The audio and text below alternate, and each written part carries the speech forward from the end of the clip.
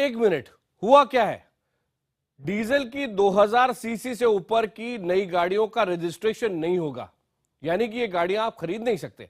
Supreme court के इस फैसले का ऑटोमोबाइल कंपनियों पर काफी बुरा असर पड़ेगा, क्योंकि 2000 सीसी से ऊपर की ज्यादातर डीजल गाड़ियां एसयूवी कैटेगरी में आती हैं या फिर लग्जरी कैटेगरी में आती हैं।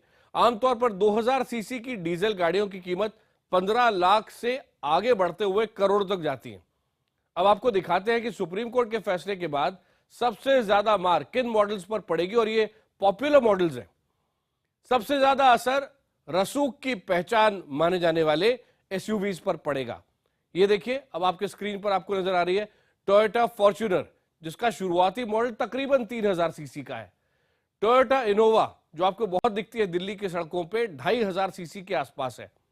आपको ये भी बता दें कि टोयोटा की ये दोनों गाड़ियां जिस कदर लोकप्रिय हैं, अब ये सुप्रीम कोर्ट के ऑर्डर के बाद 31 मार्च तक नहीं खरीदी जा सकती।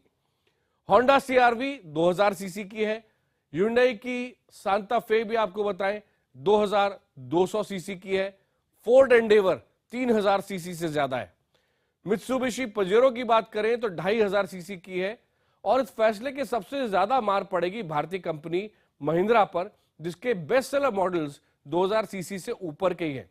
महिंद्रा स्कॉर्पियो इनमें है, लगभग 2200 सीसी। महिंद्रा एक्सयूवी 500 2200 सीसी के आसपास। महिंद्रा बोलेरो 2500 सीसी से ज्यादा। और टाटा मोटर्स की एसयूवी सफारी पर भी उसकी बिक्री पर भी असर पड़ेगा, क्योंकि वो 2200 सीसी के आसपास है। लग्जरी कारों की बात करें तो मर्सिडीज, ऑडी और बीएमडब्ल्यू, इनके ज्यादातर मॉडल 2000 सीसी से ऊपर होते हैं। ऐसे में इस रोक का सबसे बुरा असर इन कंपनियों पर पड़ेगा। तमाम एसयूवी और लग्जरी गाड़ियां जिनकी कीमत लाखों में है और जो डीजल से चलती हैं, उनके बारे में देखिए, सुप्रीम कोर्ट ने सख्त आदेश दे दिया है। लेकिन सवाल यह है कि आखिर सुप्रीम कोर्ट को ऐसा कड़ा फैसला क्यों लेना पड़ा? इसका जवाब है 2014 की WHO की रिपोर्ट में, और इसके मुताबिक दुनिया के सबसे ज्यादा 20 जो पोल्यूटेड शहर हैं, उनमें से 13 भारत के हैं। जी हां, दुनिया के सबसे पोल्यूटेड 20 शहरों में 13 भारत के हैं। और यही वजह है कि सुप्रीम कोर्ट को इतना कड़ा फैसला लेना पड़ रहा है। और यह और वजह है कि कुछ और शहरों में भी ऐसे फैसले लेने पड़ेंगे आने वाले दिनों में।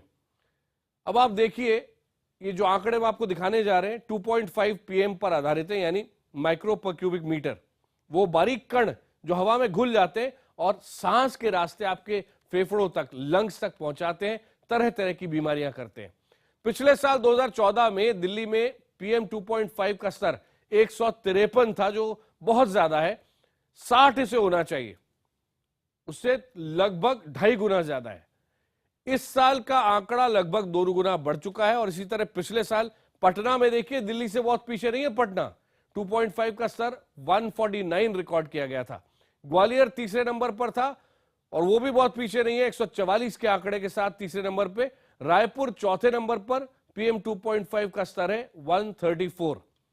पाकिस्तान का कराची शहर अब जाकर लिस्ट में आता है, जिसका PM 2.5 का स्तर था 117, 117। छठे नंबर पर पाकिस्तान का ही पेशावर, वहां यह स्तर 111 रिकॉर्ड किया गया। और उसके बाद रावलपिंडी 7वें नंबर पर 107। 8वें नंबर पर ईरान का खुरमाबाद, जिसका स्तर 107 था। और 9वें नंबर पर फिर आया भारत का अहमदाबाद, जहां स्तर जो 60 का फिक्स स्तर है, जिससे ज्यादा नहीं होना चाहिए, उससे कहीं ज्यादा 100। लखनऊ में 96 और इसी तरह फिरोजाबाद भारत में 96। उसके बाद नंबर आता है दोहा का, कतर में, जो 93 का स्तर है। कानपुर उसके बाद भारत का 93 का स्तर है। अमृतसर 92, लुधियाना 91, इदगिर जो तुर्की में है 90, और उसके बाद नारायणगंज बांग्लादेश 89। लेकिन उसी के बाद इलाहाबाद का नंबर आता है जो 88 पर है, आगरा 88 पर और खन्ना भारत में 88 पर।